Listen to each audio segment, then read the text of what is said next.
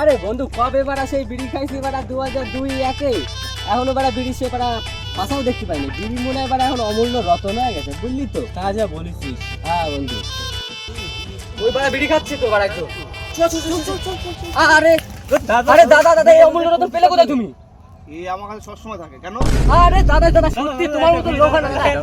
এক পিস দাদা। এই ছোট বাচ্চা, এই বিড়ি আমার কাছে কিছুই না, ঠিক আছে? আর তোর কিসে তাই বলে? এটা আমার কাছে অমূল্য রতন। রতন বিড়ি না, এটা অমূল্য রতন। এর দাম তোর কলিজে বিক্রি করে পাওয়া যাবে না। যা সালা যা।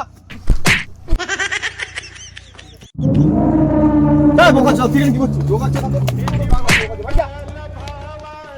চলে গেছে।